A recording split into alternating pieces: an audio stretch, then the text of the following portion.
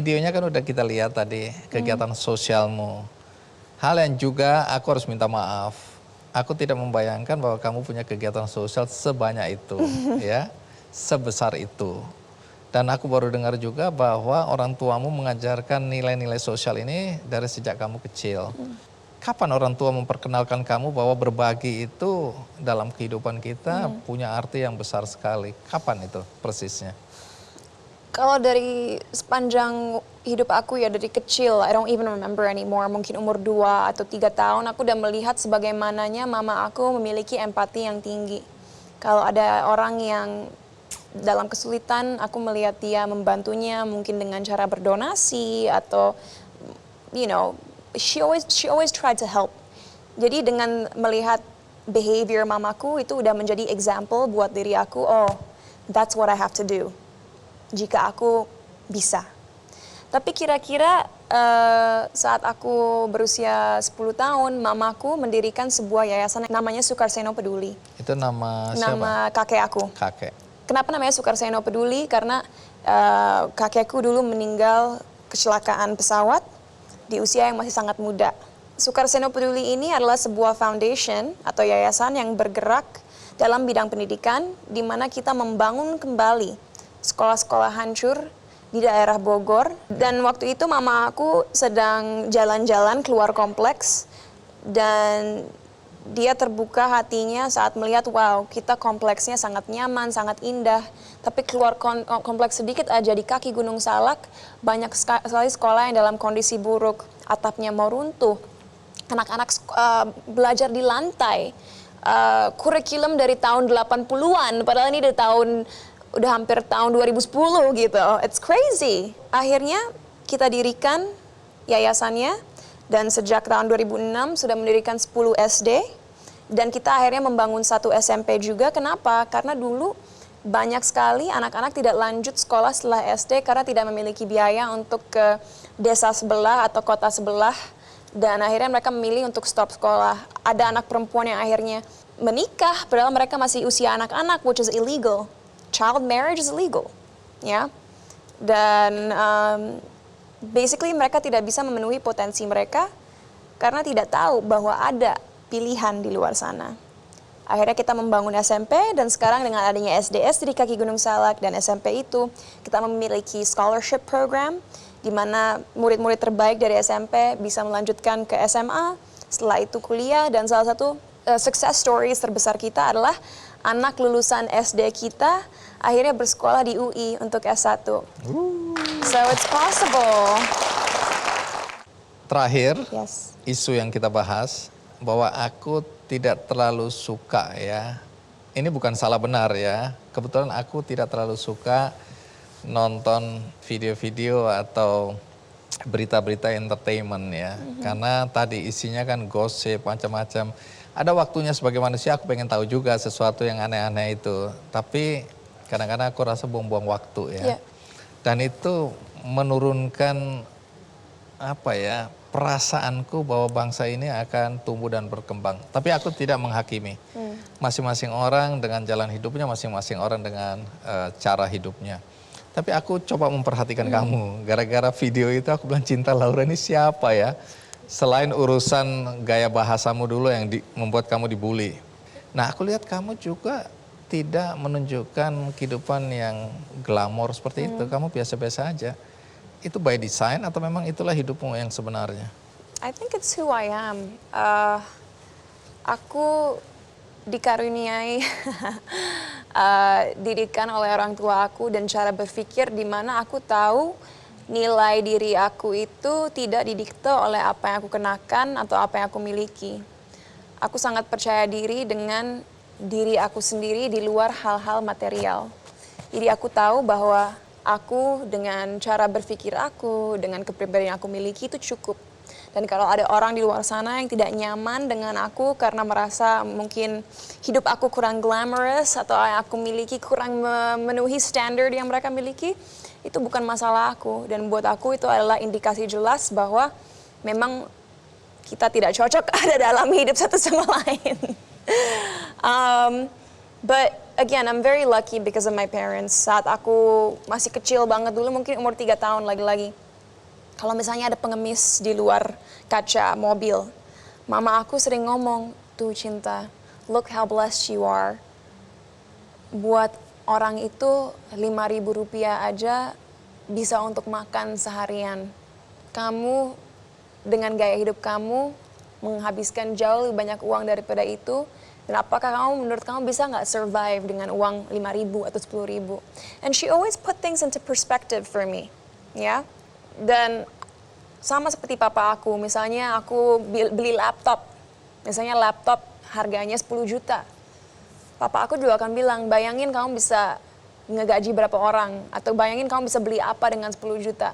Kamu beli 10 juta kamu pakai untuk beli laptop. Jadi selalu ada comparison. Dan dari situ aku nggak tahu kenapa mendevelop sebuah mindset di mana aku ngerasa guilty kalau bersalah kalau membeli sesuatu yang mahal. Bukan berarti aku tidak memiliki barang-barang mahal ya, aku tidak mau terdengar seperti seorang hypocrite. Of course. Antara kebutuhan dan keinginan tadi ya. Kadang-kadang kalau aku merasa aku sudah bekerja sangat keras dan berhak membeli sesuatu yang memberikan aku kebahagiaan, aku akan melakukan itu. Tanpa harus merasa bersalah. Yes, tapi itu bukan suatu hal yang menjadi habit atau menjadi sesuatu yang aku lakukan setiap minggunya atau setiap harinya atau bahkan setiap bulannya. So, it's just the way I am. Aku nggak suka menghambur-hamburkan uang. Aku memilih uang yang aku hasilkan untuk diri aku sendiri. Selain untuk kegiatan sosial, tapi juga diinvest ke dalam bisnis-bisnis aku. Yang lagi-lagi bisa semakin besar dan semakin dikembangkan untuk berdampak baik bagi orang lain. So, I get a lot of joy and happiness. Aku mendapatkan banyak kebahagiaan kalau aku tahu bahwa apa yang aku lakukan nggak hanya baik untuk aku, tapi untuk banyak orang. And that's enough for me. I don't need to prove to people that I'm successful or wealthy. Dengan penampilan. Iya, Dan dengan di media sosial nggak pamer kekayaan ya. Nggak usah. Pertanyaan terakhir, itu tadi terakhir sudah ya. Tapi ini lebih terakhir. Oke. Nggak ada pikiran untuk menikah. Tunggu, aku kasih perspektif melihat ya. Yeah. Orang boleh melihat jangan-jangan ini, jangan-jangan. Semakin cantik seseorang, semakin kaya seseorang, semakin pandai seseorang, semakin jauh jodohnya. Karena tidak banyak laki-laki yang berani mendekati orang dengan 3 kriteria tadi ya. Gentar dulu dia, waduh dia pinter, udah takut. Wah dia kaya, udah takut juga. Wah dia cantik, lebih takut lagi. Kenapa sampai hari ini kamu belum menikah? Ya. Pertama-tama Tuhan memang adil. Kalau laki-laki takut karena seorang perempuan pintar, kaya dan lain sebagainya, udah disisihkan karena orang itu tidak layak mendapatkan perempuan tersebut.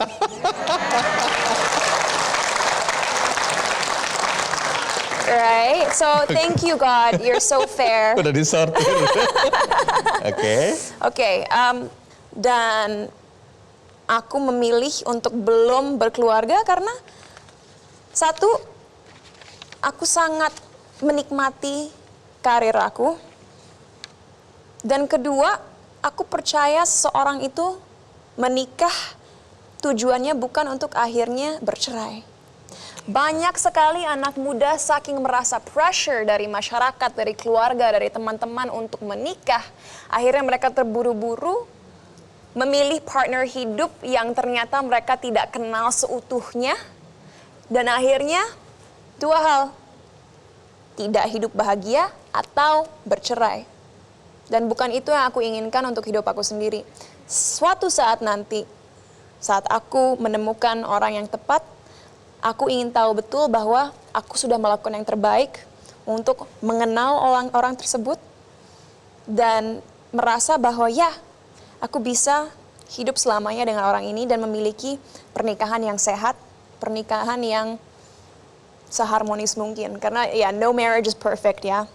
Tapi lagi-lagi aku bersyukur sama Tuhan karena dengan kesuksesan yang aku miliki, dengan cara berpikir yang aku miliki, dengan kesempatan yang aku miliki, aku tidak merasa tergantung dengan siapapun. Dan itu perasaan yang sangat indah dan aku tahu lagi-lagi adalah sebuah privilege. Dan karena aku tidak merasa tergantung dengan siapapun dan tidak butuh kebutuhannya atau keinginannya diberikan oleh orang lain karena aku bisa semuanya sendiri, aku nggak akan terburu-buru mencari pasangan hidup.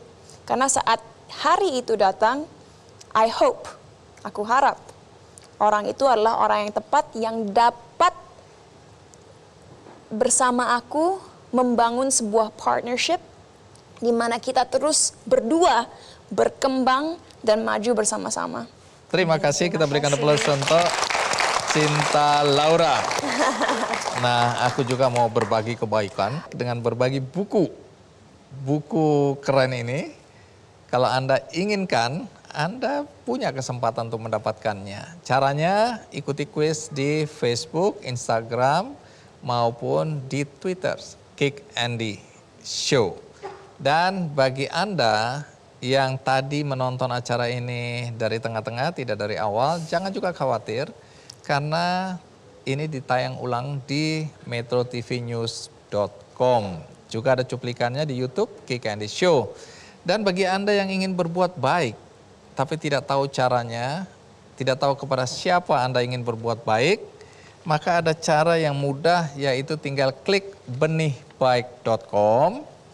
Di situ ada seorang anak muda di NTT ya yang menginisiasi lahirnya sebuah sekolah informal namanya Elevate School yang membutuhkan dukungan Anda karena dia punya 36 sentra pendidikan formal itu dengan 350 anak-anak di desa-desa yang saat ini belajar di sana dengan 30 guru relawan. Tapi mereka tidak punya fasilitas untuk belajar. Mereka belajar di rumah-rumah warga setempat. Siapa tahu Anda tergerak hatinya untuk membantu. Di sini ada namanya Ardianto Christopher Ranjanggili ya di Sumba yang membutuhkan dukungan Anda. Caranya bagaimana? Tinggal klik benihbaik.com. Maka Anda cari penggalangan dana bagi teman-teman kita tadi di pedalaman Sumba, Nusa Tenggara Timur. Semoga hati Anda tergerak. Dan akhirnya kami berdua berharap obrolan kami ini memberikan makna, memberikan kontribusi kebaikan, dan menginspirasi siapapun juga yang menontonnya. Sampai jumpa.